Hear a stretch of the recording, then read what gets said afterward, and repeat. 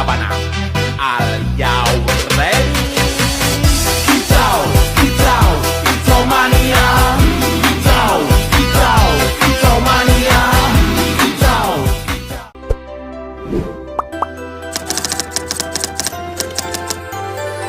Apa itu edema paru? Jadi, edema paru adalah kondisi terjadinya akumulasi cairan berlebih di jaringan parenkim paru yang akhirnya menurunkan kemampuan paru dalam pertukaran gas. Nah, kira-kira apa sih penyebab dan gimana proses sampai terjadinya edema paru? Untuk proses terjadinya edema paru disebabkan oleh dua faktor, yaitu kardiogenik dan non-kardiogenik. Pada kardiogenik, gagal jantung kiri menyebabkan penurunan kontraktilitas jantung sehingga terjadi peningkatan tekanan hidrostatik vaskuler paru. Sedangkan pada non-kardiogenik, beberapa gangguan seperti ARDS dan insufisiensi limfatik menyebabkan ketidakseimbangan Starling force, meliputi peningkatan tekanan hidrostatik vaskuler paru, penurunan tekanan osmotik koloid, penurunan tekanan hidrostatik intersisial, dan peningkatan permeabilitas paru.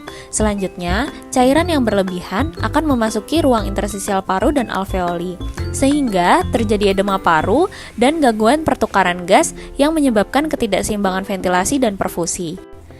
Lebih lanjut, edema paru dapat mengakibatkan gangguan produksi surfaktan dan akan meningkatkan tegangan permeabilitas alveoli sehingga menyebabkan paru dan alveoli mudah kolaps.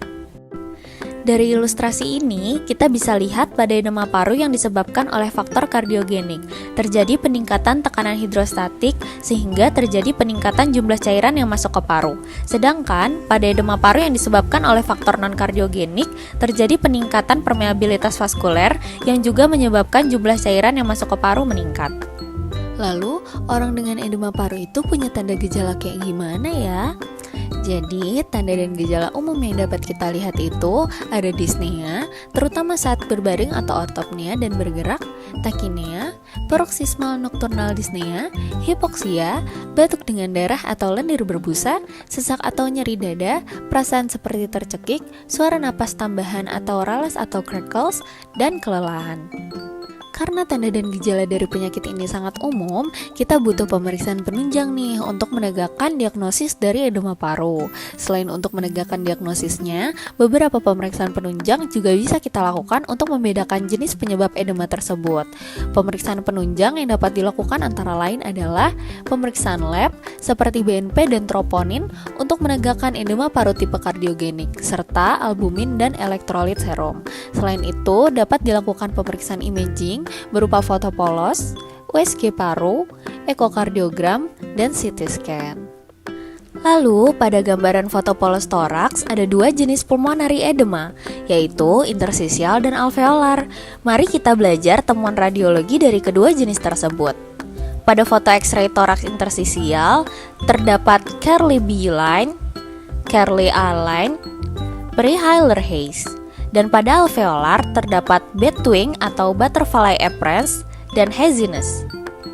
Seperti penjelasan sebelumnya, ini adalah dua jenis gambaran foto polos toraks beserta temuan radiologi khasnya.